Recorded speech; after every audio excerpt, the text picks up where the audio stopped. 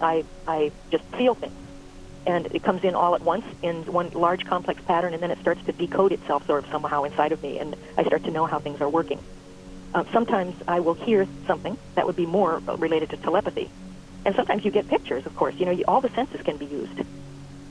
So even sometimes you'll just get vibrations, literally. You'll get cold or get hot or, different kind of sensory impressions. Give us a story, Penny, if you can, on some kind of intuition that just has stayed with you all your life. Not necessarily happened. Yeah, well, a lot of what has happened to me has come from visionary dreams. And,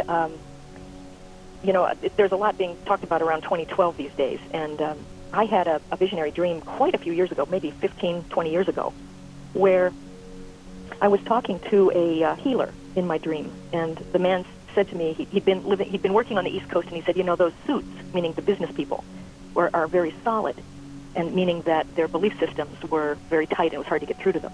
And I said, yes, I know.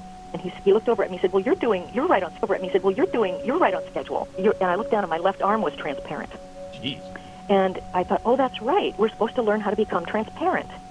And then I remembered in the dream that we were coming up to this time period where something was going to happen that I'd been waiting for lifetimes. And it was going to be a huge event coming in maybe 25 years or so. So it would put it probably somewhere between 2012 and 2020. And then this dream revealed itself in stages. And the next stage was it's told me that this was called the void, the event. Mm-hmm. And that during this experience, we would have to become like the void in order to survive the void. And that meant transparent, holding nothing, being, no solid places within ourselves in terms of emotions or fixed beliefs, just being totally open and in the moment. And that what was likely to happen is that there would be something like time stopping, like a pause. And then it would come back again, like we'd blink out and we'd blink back. And if we didn't have any concept about time, we wouldn't really know anything had happened. We wouldn't know how long that pause would last. But people who still held old ideas about linear time or who were kind of solid in certain areas might implode or might even die or something might happen to them. And it was such an incredibly strong dream, and I was so excited in the dream that I kind of had the sense then, after I woke up, of this, the next day or so, this keeping on. It kept filling in, and it almost had the sense that the Earth might, the people who blinked out and came back would come back at a higher vibration, mm-hmm. and the ones who blinked out and maybe died would come back at the same vibration they had been in, but might be on a different planet. They would come back to an Earth that was of their own vibration, and the people who blinked back at a higher vibration would come back in a different Earth. So there would be a sort of bifurcation of the Earth. So that's the way a lot of my information comes, is in these very odd dreams. Have you used your intuition for, getting a better position or income or health or anything like that? I would say I use it every day. I use it to gauge timing, to know even just when to leave the house, because I pay attention to my body signals. And if an opportunity comes and it feels free and flowing and I lean toward it, well, then I go with it. And if I feel a tenseness or a withdrawal or a contraction, then I sometimes say no, and sometimes I do it, but I'm very wary, and I watch it as I'm going along. How do you know you're not making an emotional decision as opposed to an intuitive one? I think that just comes with practice, George. It's that an emotional decision often is coming out of a bias that you might have of wanting something very, very badly, or not wanting to disappoint someone, or coming out of childhood programming or something like that. And you make those decisions and you find out that often they don't work, right? You get in trouble. So true. You can't, sometimes it seems, Penny, that you can't push for things. You just got to let it happen, let it evolve. That's right. So if there's that sort of extra, energy on something, it may not work out. When you're nonplussed and sort of neutral, and you have that truth signal that's in the body, that sense of openness and cheerfulness and sort of expansion and childlike enthusiasm, then it's usually accurate. And I have just learned to trust that, by making mistakes, but trusting even like what to eat next. Does it feel really right, or does it make me feel a little bit heavy in just even thinking about it? I think people have a sense that, well, if I'm really open, I might know something bad.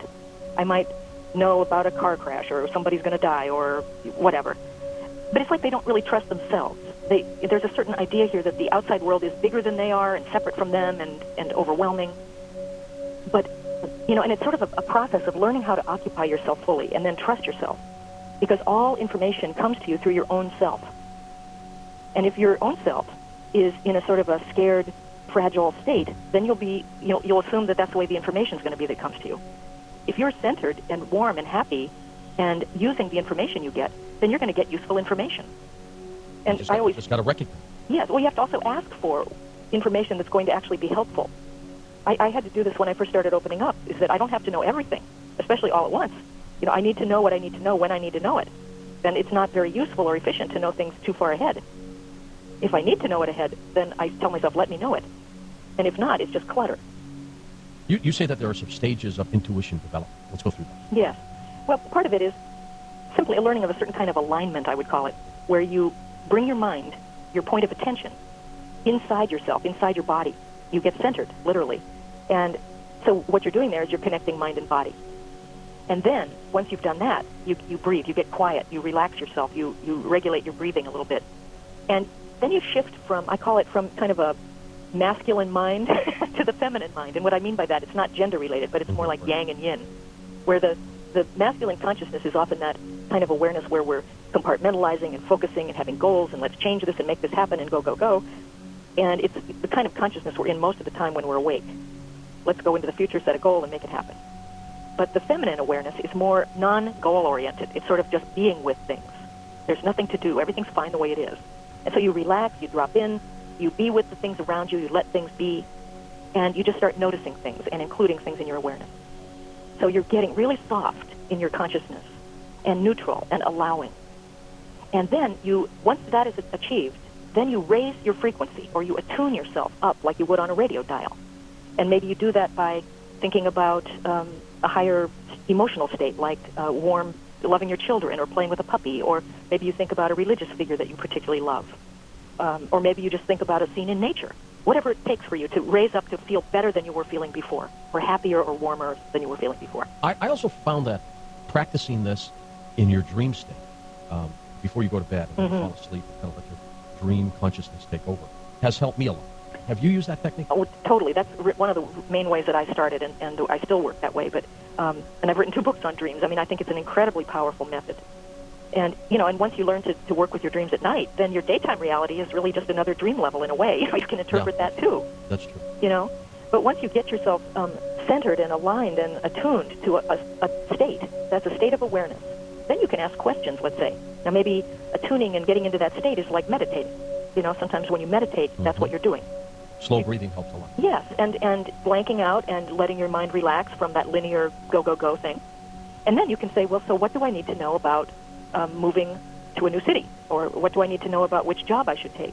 Or that it is right for me or something, And then maybe have a pad of paper there and let some writing come or get pictures.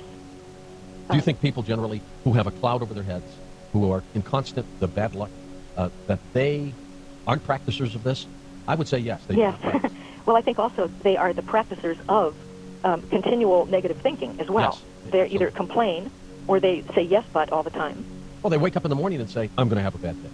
Or they say, I want to have a good day, but I never do. Yeah, they never do. Nothing good ever happens to me. I tried it, but it didn't work, see?